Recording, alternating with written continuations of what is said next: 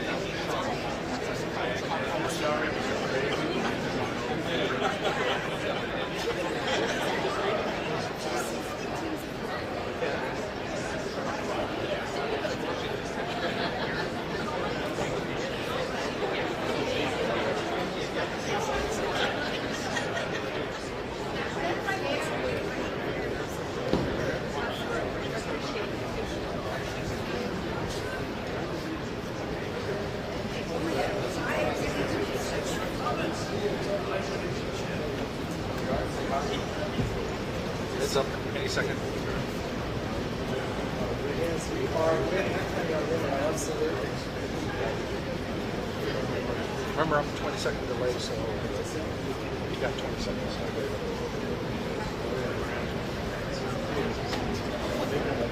Hey, Peter, how are you?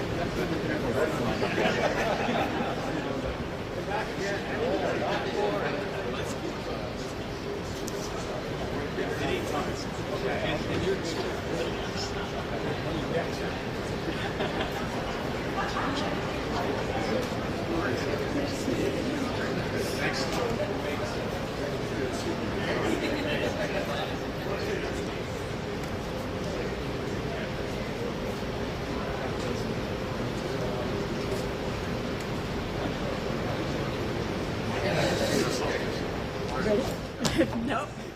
Good morning. Before we begin, I'd like to acknowledge that we are gathered on the traditional territory of the First Nations of the Williams Treaty.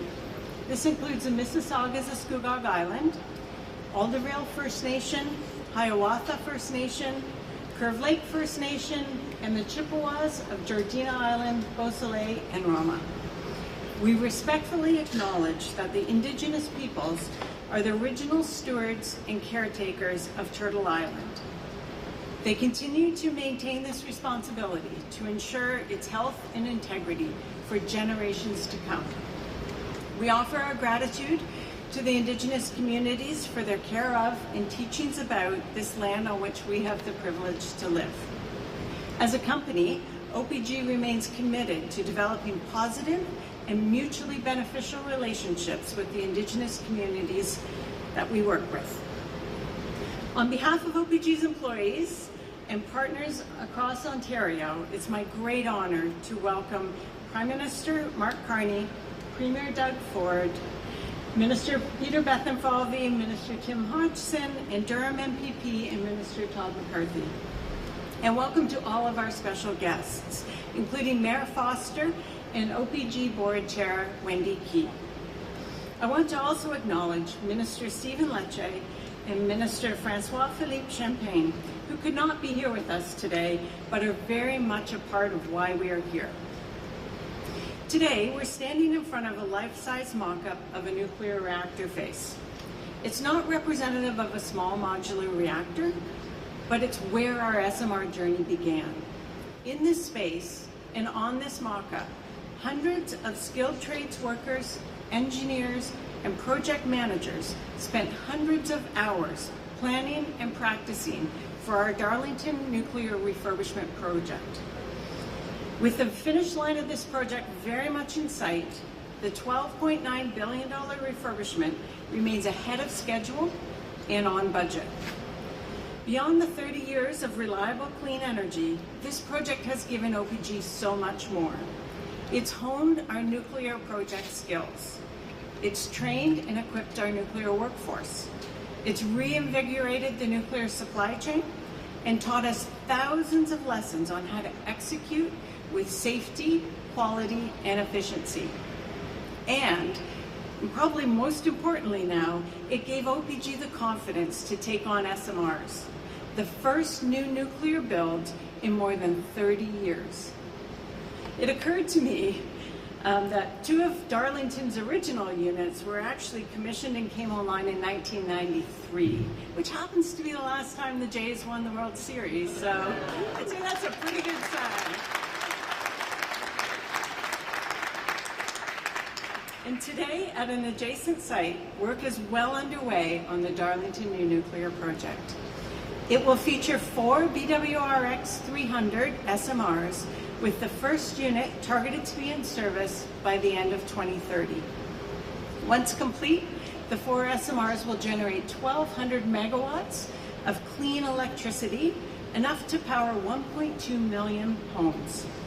And more than 80 companies supplying the project will be able to establish themselves as the leaders in the growing domestic and global markets for new nuclear technology. I want to express deep gratitude to the Prime Minister of Canada and the Premier of Ontario for their vision and unwavering support of nuclear energy. and for putting Canada's nuclear industry back on the global map. I also want to thank the Williams Treaty First Nations, especially Chief Hockaday, Chief Carr, Chief Laraka, and Chief Simpson.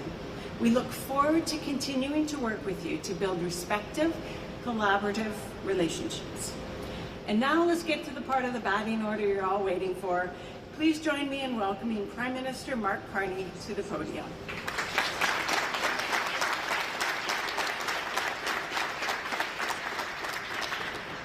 Now, which one?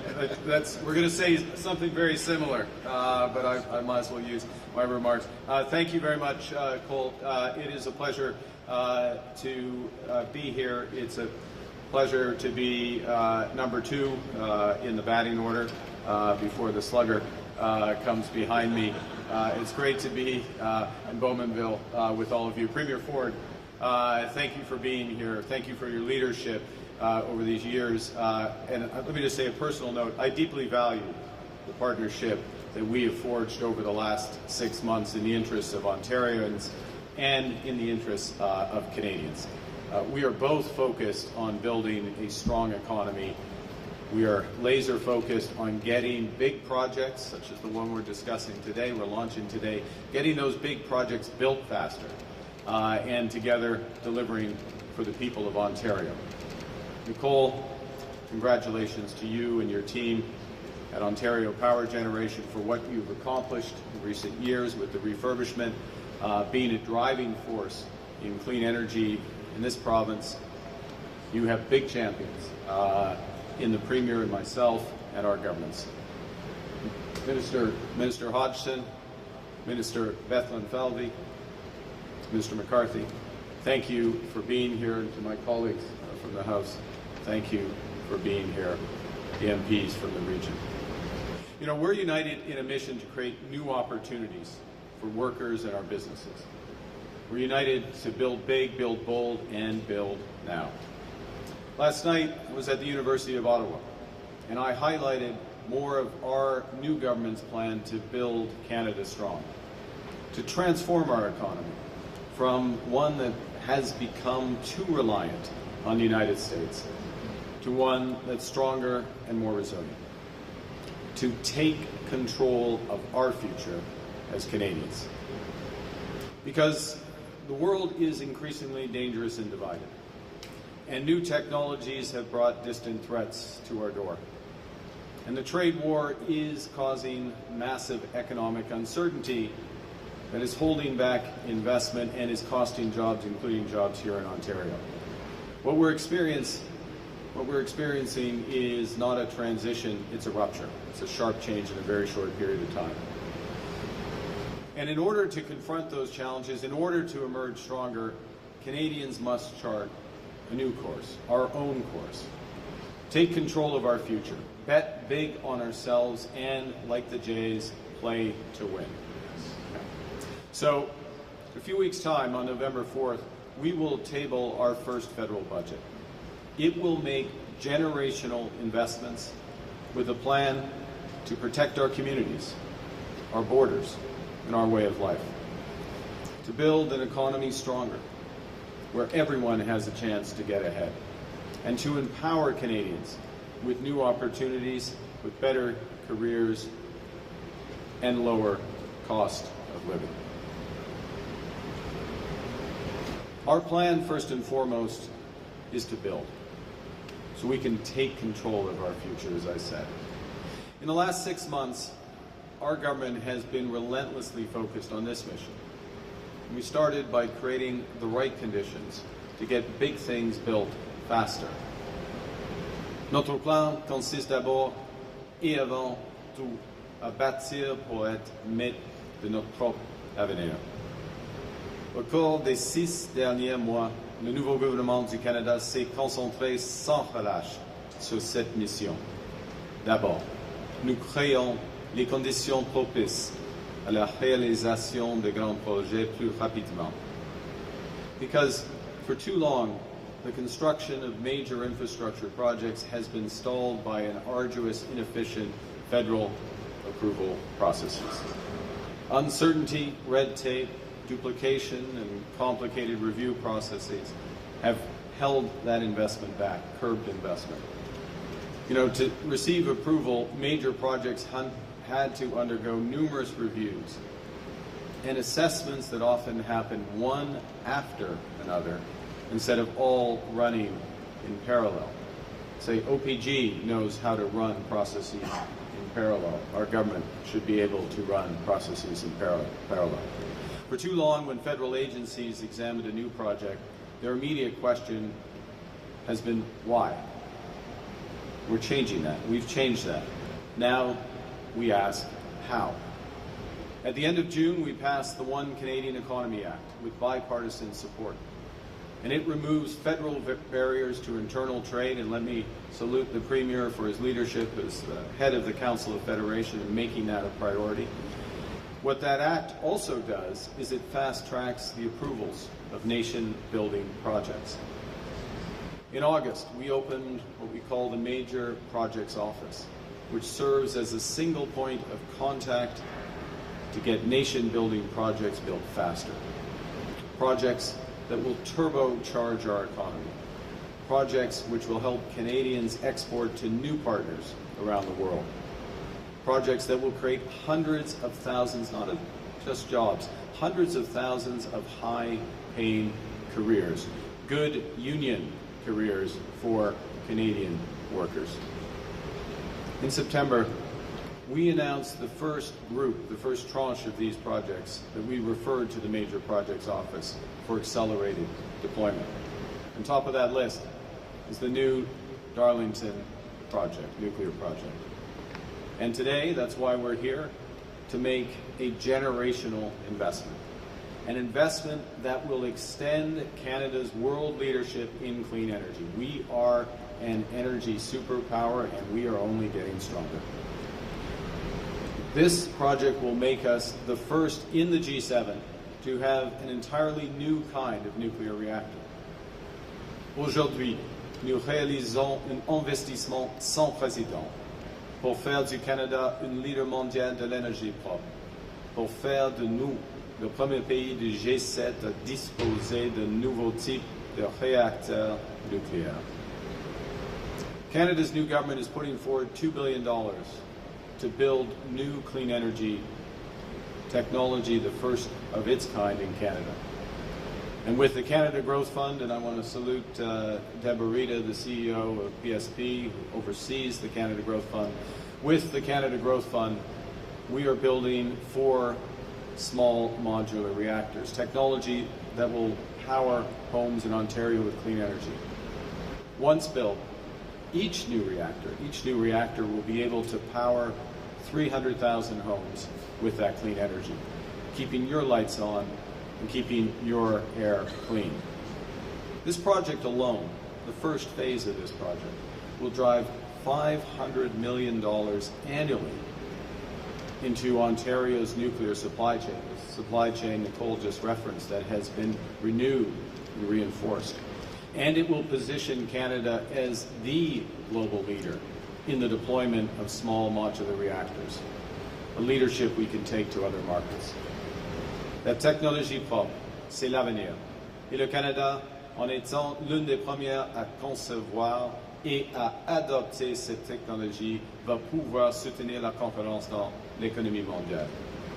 Afin de renforcer l'avantage du Canada en matière de durabilité, nous lançons une nouvelle stratégie de compétitivité climatique qui va nous aider à réduire nos émissions, à être plus innovateurs et à être un leader mondial des technologies propres.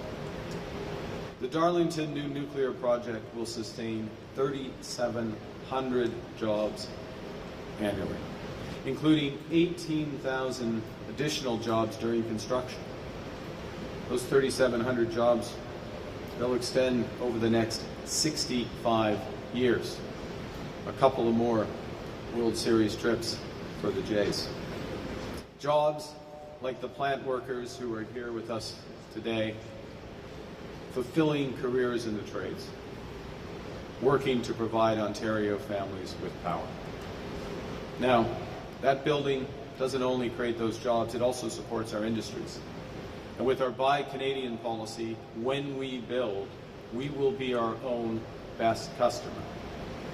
And I want to salute this project because over 80%, 80% of the procurement for this project will be from within Canada.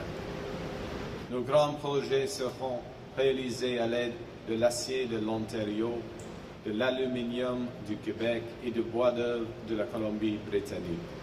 Nous allons les réaliser avec les ressources et des minéraux critiques venant de partout au pays, y compris le Ring of Fire, ce qui va nous permettre de soutenir les industries et les travailleurs du Canada.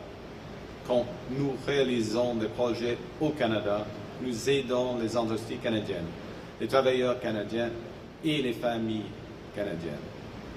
Now, I open my comments by reminding you that Canada's federal government will table our budget in 2 weeks.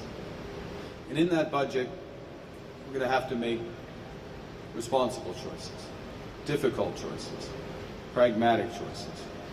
We will do less of some of the things we want to do so we can do more of what we must do to build a bigger, better Canada. So we can invest in the infrastructure and the industries that grow our economy. Nous allons faire les investissements nécessaires pour protéger nos communautés, pour que vous puissiez vous sentir en sécurité dans votre quartier. Quand une communauté est sécuritaire, les gens, les familles veulent s'y enraciner, s'y trouver un chez-soi, y avoir une carrière gratifiante et veiller à ce que les enfants aient une bonne éducation. Ces conditions nous aident à nous sentir en sécurité et maîtres de notre propre vie et à comprendre que si on travaille fort, on va réussir. We're making decisions that empower Canadians with better careers, lower costs, and more choices so you can build the future that you want. We're creating high-paying union careers in Canada. We'll unlock new apprenticeships and skills training programs, so whether you're switching jobs or just starting out. We'll also launch a new talent strategy for the next generation of scientists and innovators to build their careers here in Canada. Nous allons miser sur le talent canadien pour que la prochaine génération de travailleurs d'innovateurs puisse faire carrière au Canada. Nous allons créer de nouvelles industries et de nouveaux marchés, et vous aurez donc toutes les compétences voulues pour saisir ces occasions.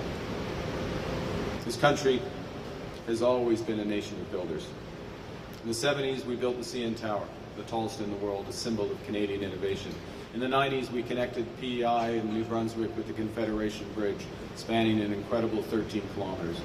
Decades before, we built the St. Lawrence Seaway in just 5 years. It cost $340 million back in 1959. That's about $3.5 billion in today's money. But that seaway has moved more than $1 trillion of cargo since. It's created tens of thousands of jobs for Canadians, welders, manufacturers, business owners. The point is, when we bet big on ourselves, when we bet big on the type of infrastructure we're talking about today, we realize the benefit as Ontarians, as Canadians for generations. This Darlington plant won't only build clean technology, it will build Bowmanville, creating high-paying careers and helping families around here get ahead. Look, we used to build things in this country. Now we're building again. Together, we're building Ontario strong. Together, we're building Canada strong. Thank you, merci. Merci beaucoup.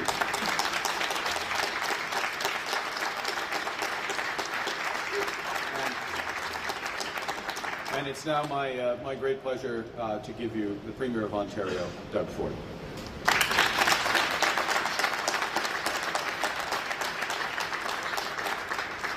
Well, first of all, good morning, everyone. It's great to be back here, and thank you, Prime Minister, for that kind introduction. I also want to thank Nicole and all the hard-working men and women standing right behind me and everyone else at OPG. You're all absolute champions. who keep the lights on in homes across Ontario, as well as 1.5 million homes south of the border. I always say we keep lights on in New York and Michigan and up in Minnesota, and I always say, let's take care of our own first, but we're going to have enough energy, not just to send around the world with SMRs, but large-scale nuclear, send it down south. There's nowhere else I'd want to send it to than our closest friend and ally. And I'm thrilled to be here today alongside Minister Beth Evalve, the Minister of Finance. I call him the Minister of Money. So, Nicole, we have to be nice to that guy because he controls all the money. His pockets go all the way down to his ankles, tight as skin on a grape. Minister Oosterhoff was... yeah, exactly. Minister Oosterhoff, which is doing a great job in energy right across our province. And Minister McCarthy, you're wearing a double hats now. You're interim Minister of Infrastructure as well as Minister of Environment, and thank you for everything you're doing. And you're a hometown boy around here, so we appreciate it. As well as Minister Hodgson and Mayor Foster. I have to tell you something about Tim Hodgson. The guy's an absolute champion.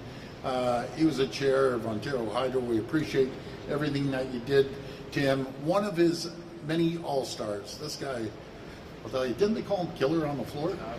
Yeah. Take that same approach to government, Tim. I also want to acknowledge our Minister of Energy, Stephen Lecce, who couldn't be here today, and he was pretty bummed out he couldn't make it here. But what Minister Lecce is doing, he's in Nova Scotia with his own important announcement, helping build momentum for SMRs and nuclear power in Atlantic Canada and across the country. So we can use Ontario's nuclear advantage to build a stronger and more united Canada. Friends, this is a critical moment for our province and our country. President Trump is taking direct aim at Canada's economy, workers, and businesses. It's never been more important for us all to pull together to protect Ontario and protect Canada by building a more competitive, resilient, and self-reliant economy that can keep workers on the job no matter what. We're here today at Darlington Nuclear Generating Station, which has been safely and reliably powering Ontario's economy for more than 35 years. Along with the Pickering and Bruce stations, Darlington has made Ontario a global leader, producing safe, reliable, clean, and affordable nuclear energy.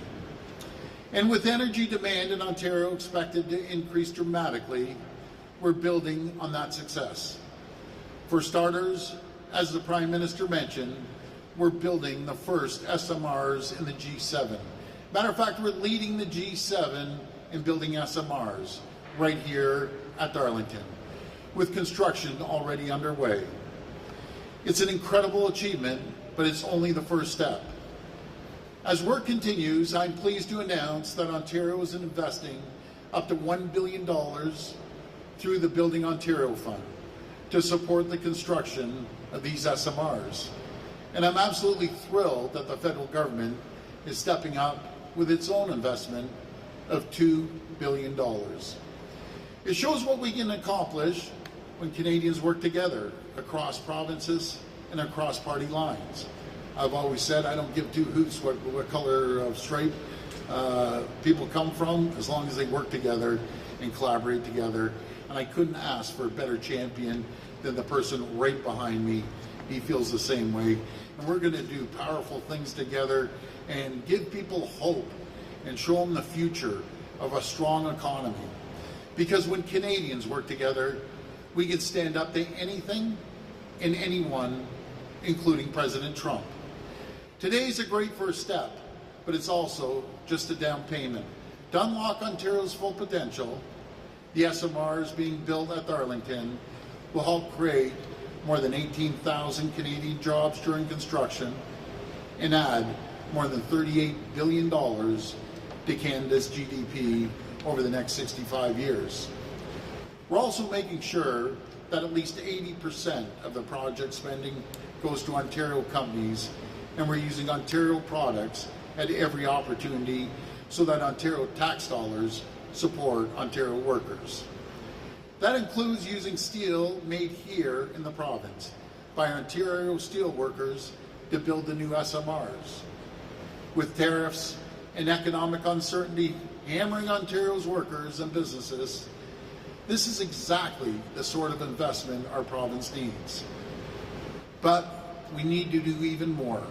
That's why we have a plan to expand Ontario's nuclear energy capacity and continue making our province an energy superpower, not just in North America or Canada, but around the world. We're already upgrading and refurbishing the large-scale reactors here in Darlington and at Bruce Power, and we're looking to do the same in Pickering. And we're working with local communities and First Nations to build the first new large-scale nuclear reactors in Canada at Wesleyville in more than 30 years. The benefits of our plan to expand nuclear power are enormous and will produce close to 80,000 jobs and $162 billion added to our GDP during construction, and another 64,000 jobs and $633 billion during operations, and 28,000 megawatts of electricity added to our grid. That's enough to power 28 million homes, including every home in Ontario, with energy left over to export across Canada and to the US to power millions more. And with tariffs taking aim at Ontario, our plan to go big on nuclear will help impacted workers find new, good-paying jobs right here in Ontario. As Ontario builds new nuclear, we're inviting the federal government, and that's a formal invitation, by the way, Prime Minister. We're inviting the federal government to be a partner to help us get it done.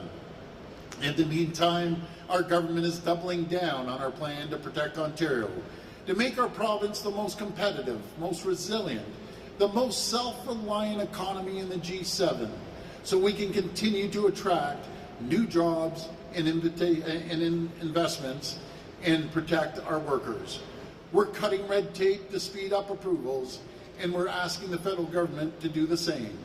We're also working with the federal government on a coordinated approach to fund important projects like this one, to bring certainty to governments, to protect our balance sheets, to protect ratepayers, and encourage other partners like the Canadian pension funds to participate and invest in these transformational nation-building projects. I'm going to repeat that. We need the support of the pension funds. So hopefully they're listening. I look forward to working with the Prime Minister to share more information as soon as we can. Our government will leave no stone unturned in our mission to protect workers and families. Here in our great province, we have the talent, the resources, and the energy to stand up to anything that comes our way. We'll deliver on our plan to build a stronger, more prosperous Ontario for decades to come. I want to thank you, and may God bless the people of Ontario, and may God bless the people of Canada. Thank you so much. Thank you very much. Please name your outlet, your name, and specify the question is to, please. First question, première question. Oui, bonjour, Andréane Williams, Radio-Canada. Ma question est pour Monsieur Carney. I'll ask the question in French and English for my colleagues. If you could answer in both languages, that'd be great. Est-ce que vos rencontres avec les chefs de l'opposition hier ont fait en sorte que vous allez modifier des éléments de votre budget? Did your meeting with the opposition leader yesterday make you decide to modify any part of your budget? Merci pour votre question dans les deux langues officielles même.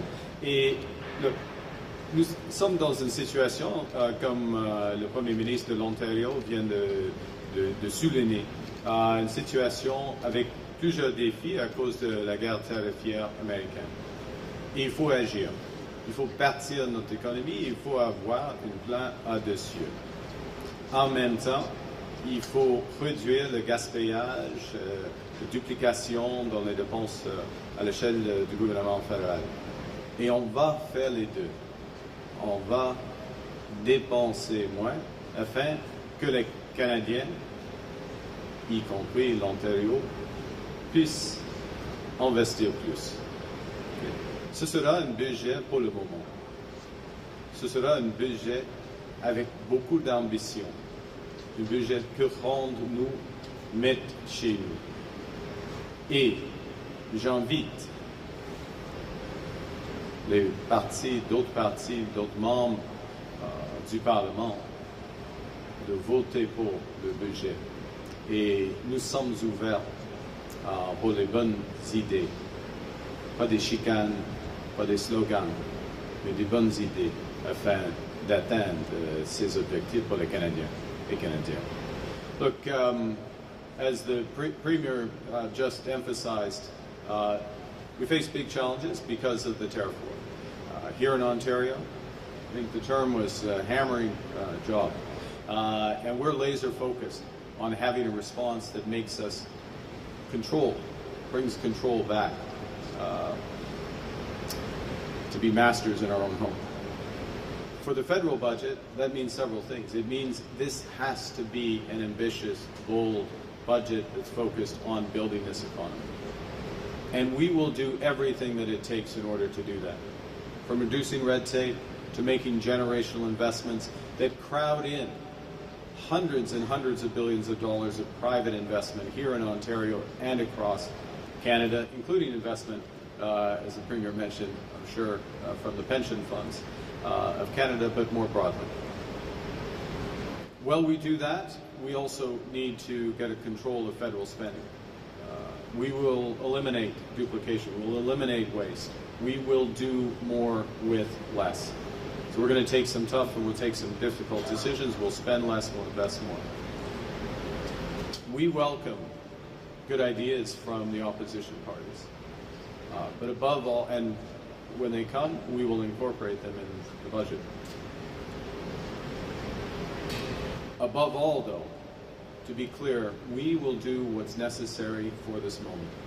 This will be a bold budget, and we invite the opposition parties and members of Parliament to stand up for Canada and to support the budget going forward. Thank you. Next question. Question, Jason. Doug Lloyd Rogers TV. This question is for both of you.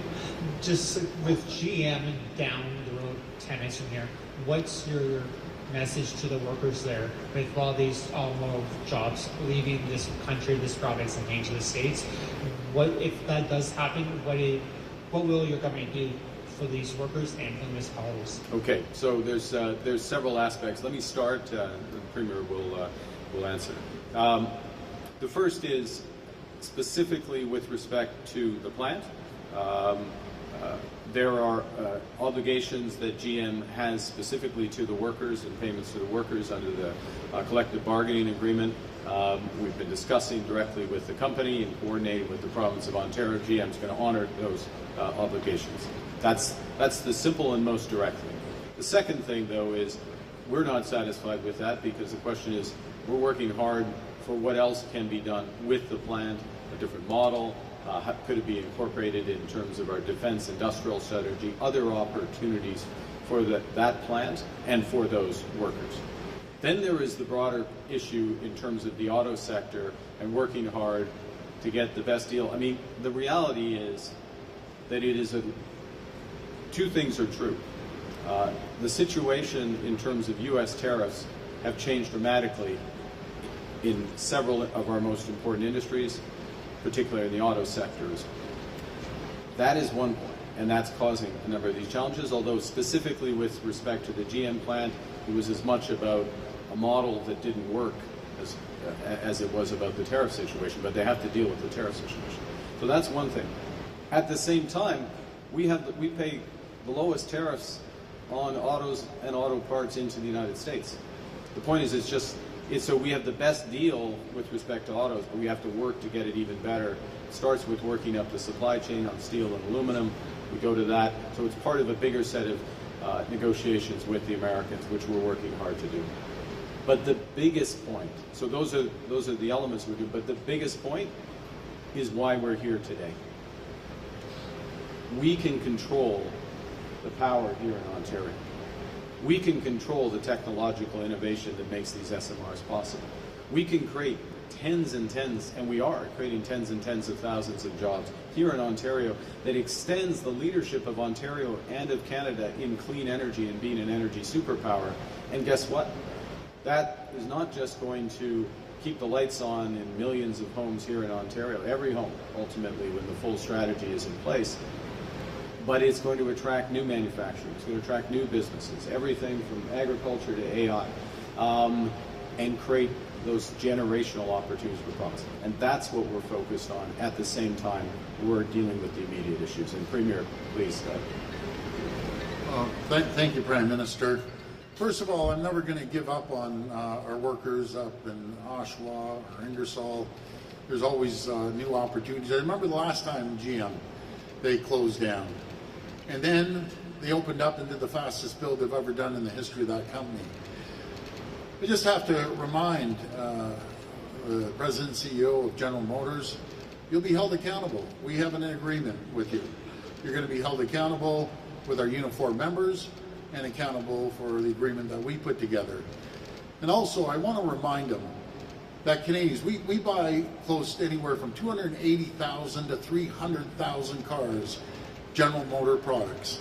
I highly recommend, when you have your largest customer in the world, and we are your largest customer in the world when it comes to buying autos, we buy 400% more autos than any jurisdiction anywhere in the entire world.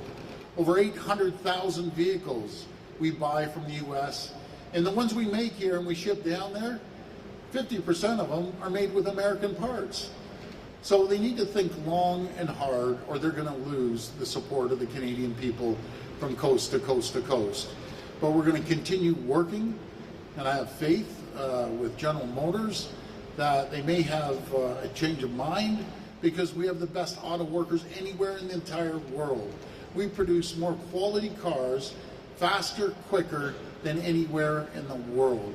And the American automakers, they're losing billions of dollars, because as we know, parts go back and forth across the border 6, 7, 8 times before it gets assembled here in Ontario or down in Michigan. And I always say, the auto pack's been around since the 1960s. You can't unscramble an egg, you have to make the omelet larger. And that's what we need to focus on. We need to focus on the AmCan fortress, the American-Canadian fortress, that strengthens our auto sector, manufacturing sector, against countries like China. The only people that win in a tariff war are the people around the world that don't necessarily see eye to eye with us and with the United States. So we need to stick together. That's my message to General Motors. And as for the uniform members, I'll always be there, always support you any which way we can. Question Kissa. Fitzpatrick, CBC News. This is a question for Prime Minister Carney. You just said in your remarks, and you said it last night in your speech as well, that we'll have to do less of some of the things that we want to do. So what are some of those things, Prime Minister? Well, look, we'll have a budget, and all aspects of the budget will reveal that. We'll have to move more slowly on certain aspects of well, you know what? I think we should, why don't I not scoop the budget and we'll let it come out through the budget. The point is, we've been clear about maintaining our transfers to individuals. We've been clear, and I've listed a number of them on multiple occasions, about the support we give to Canadians. This is the time to maintain support to Canadians, particularly those the most vulnerable in our society.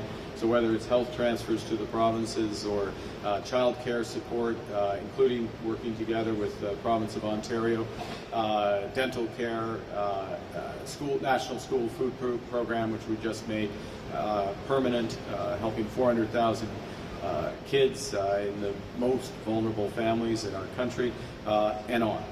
We're going to maintain those. The question is what, there's certain demands or desires to expand in different areas, and we won't be able to move as quickly as we otherwise would, because there's certain things we must do to take back control and to build this country. Can you just summarize a bit of that en français? En français, well, premièrement, tous les détails seront dévoilés dans le budget actuel. Alors, c'est pas nécessairement le moment de choisir des choses.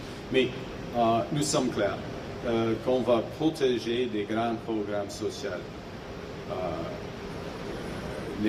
Par exemple, les transferts de la santé pour aider des enfants, pour le programme national de la nourriture et tout cela. Mais ce qui est nécessaire à ce moment-ci, c'est de bâtir notre économie, de créer des bons jobs et à travers le Canada, et on va le faire. Merci. Next question. Prochaine question. Good morning, Mark McAllister from City News. Apologies for the microphone. A question for you both, if you would.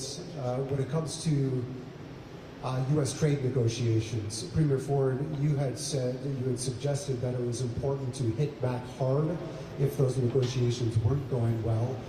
Prime Minister, you had said now is the time to talk and not necessarily do something like that. How close are you in terms of making sure you're on the same page in dealing with the U.S. and that you're handling things similarly? Well, I can assure you we're on the same page. We have one goal, is to protect the people of Canada, protect the people of Ontario, protect their communities, their jobs, their businesses. We're 100% on the same page. It might be a little easier for me to sit here and say what I say, but it's a lot tougher when someone's sitting across from Donald Trump and he has a big hammer in his hand. So I support the Prime Minister 1,000%. But there will be a point that, you know, if they can't make a deal with us, and, you know, the Prime Minister has been around. I always say he's an extremely bright business person, has made massive deals in the private sector. I have all the confidence he's going to get this deal done. But the message that we're sending is really the Ronald Reagan's message that we're sending out very clearly. Protectionism does not work. A tariff on Canada is a tax on Americans, and that's the message. And do I always believe we should be tough? 100% we should be tough. But again, I have the confidence in the Prime Minister. I'll always have his back, and we are on the same page. Yeah, I will echo that. We are on the same page. We speak regularly, as I do with the other premiers. For example, I'm speaking with Premier Legault, Premier Ministre Legault, later today. First point. Secondly, where we are focused is getting the best deal for Canadian workers. We will always stand up for Canadian workers. Now, in the situation we're in right now with the United States, with the negotiations we're having with the United States, is we're having very detailed, specific, constructive negotiations for the steel industry, the aluminum industry. There's elements of the energy industry, a few other components in there, because the Americans are moving to an approach which is sector by sector as opposed to global. And the Premier and I and the other premiers were very conscious that there will be a review of our overall agreement, the CUSMA agreement with the U.S. and Mexico, that's coming up in a few months' time, and so broader aspects will be brought to. But let's be clear about, if we ultimately don't make progress in these various sectors, we're going to do what's necessary to protect our workers. And part of that is building. Starts with building, taking the control there. But it's also not having unfair access to our market if we don't have access to another market. We're not at that point, but we'll do what's right in lockstep together. Thank you. En français ici. Alors, nous sommes à la même page. Ça c'est le point de début, point de départ. Deuxièmement, et nous, notre objectif est d'avoir le meilleur accord pour nos travailleurs. Et à ce moment-ci, nous sommes dans des négociations très détaillées, très intensives, constructives, donc pour le secteur de l'acier, l'aluminium, quelques aspects de l'énergie. Et les Américains ne cherchent pas à ce moment-ci, pour n'importe quel pays, des accords globaux. C'est des accords dans des secteurs très spécifiques. Mais dans quelques mois, il y aura les négociations de l'ACM, la revue de l'ACM. Et donc, à ce moment-là, il y a l'occasion d'avoir une plus grande école. Point final. Monsieur le Premier ministre Ford et moi, tous les premiers ministres, on va protéger nos travailleurs. Et s'il est le cas que les Américains aient l'accès à notre marché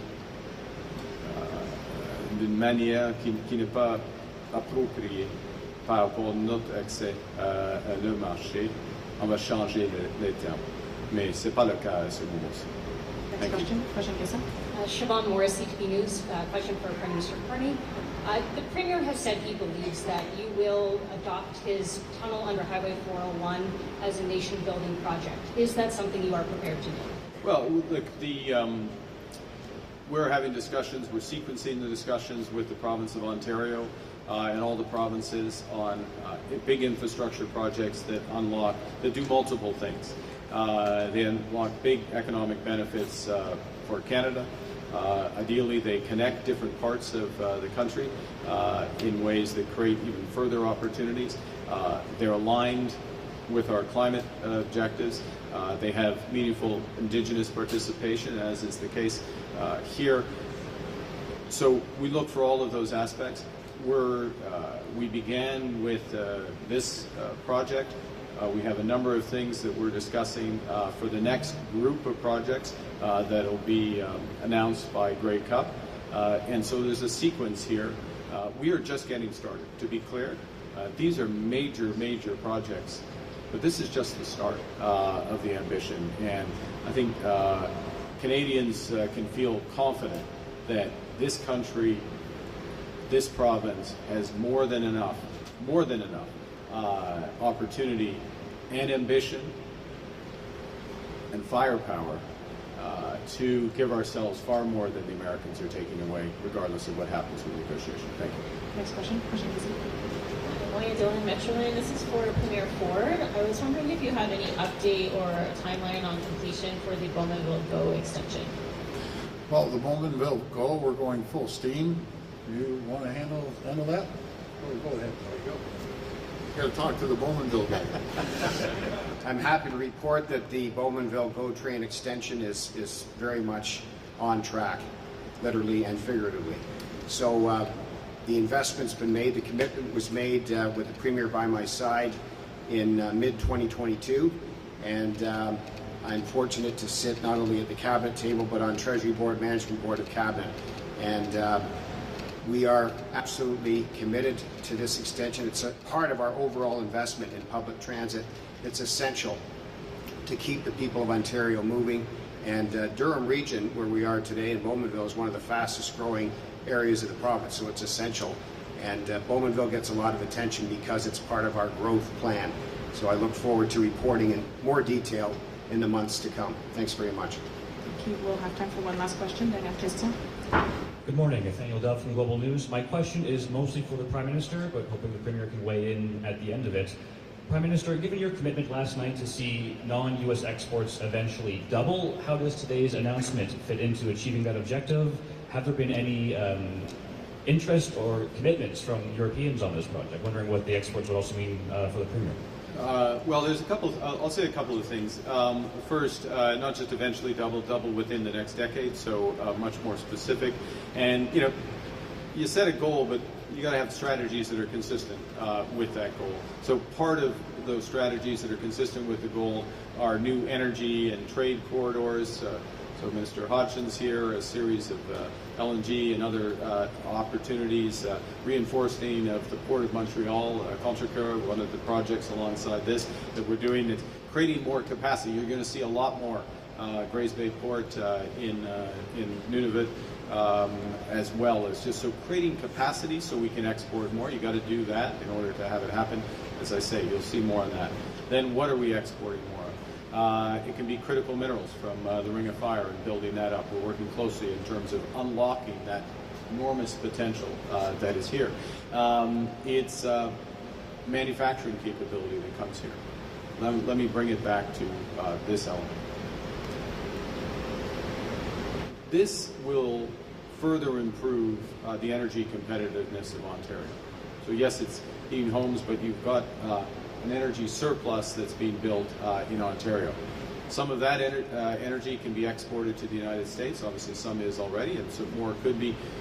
But also, if there's better uses of it here at home, for example, for manufacturing, for artificial intelligence development that then gets exported around the world, that's an opportunity there as well. But point that's crucial is this is about also establishing leadership in the technology.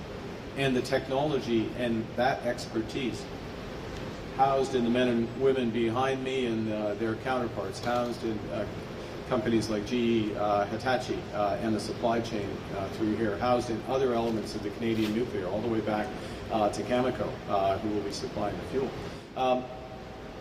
Those are exported. That creates a competitiveness in an export for generations, capability for generations. So first and foremost, as always is the case, we're looking out for the workers and the families right here, but the opportunities it creates and the spillover benefits are enormous. So now, having, I don't know if that's a single or a double, but I think I got on base with that answer. And I'm now going to hand over to the cleanup hitter to finish it off. Well, first of all, we have a great minister, Minister Lecce, working well with Minister Hodgson. We've signed MOUs over in Europe. One in particular stands out in Poland. We can, as we ramp the production up over a number of years, we'll be able to ship these SMRs all over the world. But most importantly, we're going to take care of our province. We're going to take care of other jurisdictions across Canada.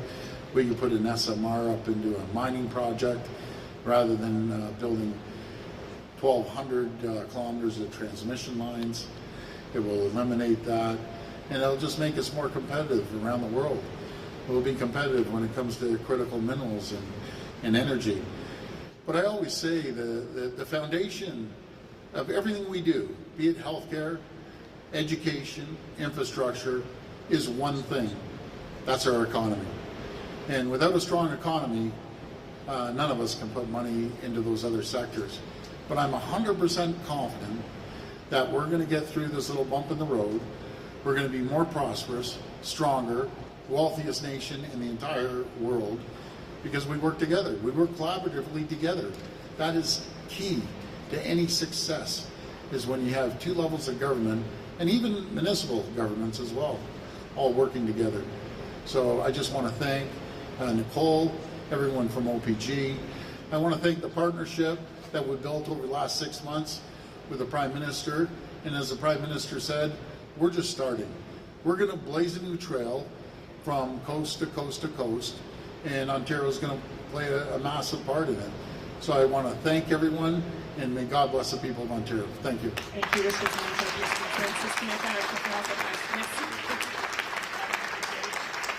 Jays, please. Blue Jays, who's going to win the World Series? Oh, go Jays, go! I'm gonna be sitting in my man cave because I'm not paying whatever $1,500 for a ticket. And by the way, those ticket gougers, they're going to pay the price. We're going to get to them, but I'm going to sit out in the man cave and watch the game. What's your prediction, both of you? Oh, I'm going to be realistic, so I'll say the Jays in 6. Yeah, I'll say Jays in 6. Yeah. Look, it's going to be. I was going to say I will second that, Jays in 6, but it's going to go deep. It's going to be a great series.